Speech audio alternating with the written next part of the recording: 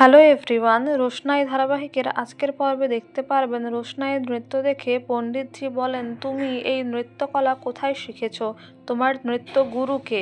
এদিকে সাধু বাবাও বলেন যে পণ্ডিতজি একসময় নৃত্যশিল্পী ছিলেন, উনি নৃত্য শেখাতেন। ওনার অনেক ছাত্রছাত্রীরাও দেশে বিদেশে রয়েছে, তারা এতদিনে নিশ্চয়ই প্রতিষ্ঠিত হয়ে গেছে। তাদের মধ্যে একজন অন্যতম সুদর্শনা। আর এই সুদর্শনা নামটা শুনে রোশনাই অস্বস্তিতে পড়ে যায়, তার মাথা ঘোরায়। সে মনে করার চেষ্টা করে এই নামটা কোথায় যেন সে শুনেছে, কিন্তু মনে করতে পারে না।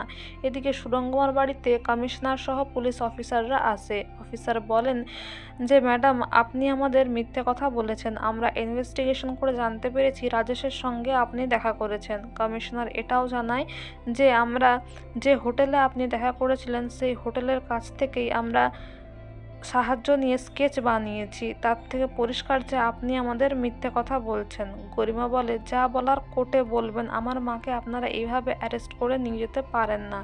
এদিকে সুরঙ্গমাকে তার হাজব্যান্ড বলে, যা জানো সত্যি কথা সবটা জানিয়ে দাও। কিন্তু সুরঙ্গমা একটু মনে মনে ভয় পেয়ে গেলেও সে একটুকুও বাইরে সেটা প্রকাশ করে না। সে কমিশনারকে বলে, আমি কিছুতেই থানায় যাব না। কিন্তু কমিশনারের অর্ডার অনুযায়ী লেডি কনস্টেবল সুরঙ্গমাকে টানতে টানতে সেখান থেকে থানায় নিয়ে চলে যায়। আর এদিকে রোশনাই গুরুজিকে পণ্ডিতজিকে তার নাম জিজ্ঞাসা করলে সেখানকার সাধু বাবা বলেন যে ওনার নাম পণ্ডিত রঞ্জন প্রসাদ।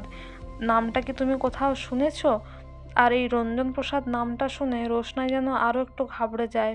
তার মনে হয় সে যেন এই নামটা কোথাও শুনেছে, কিন্তু সে স্পষ্ট করে সেটা মনে করতে পারে না। কিন্তু এদিকে দেখা যায় আশ্রমের একটি ছেলে একটি মেয়ে তারা পালিয়ে যেতে চাইলে সাধু বাবা তাদের ধরে নেয়। বলে, তোমরা কেন পালিয়ে যেতে চাইছো? তারা বলে তারা বাইরে বিয়ে করে সংসার করতে চায়।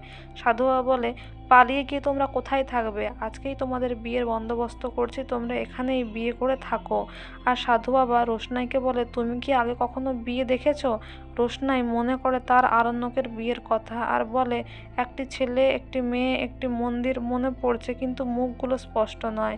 সাধু বাবা এদিকে রঞ্জন প্রসাদকে বলেন যে আপনি আর সুদর্শনা তো একসঙ্গেই থাকতেন স্বামী স্ত্রীর মতো, তাহলে আমার কি মনে হচ্ছে সুদর্শনার কন্যা সন্তান নয় তো ওই মেয়েটি? আর এই কথা শুনে রঞ্জন প্রসাদ না বলে চিৎকার করে ওঠে। তো বন্ধুরা, এই ছিল আজকের আপডেট। Thank you.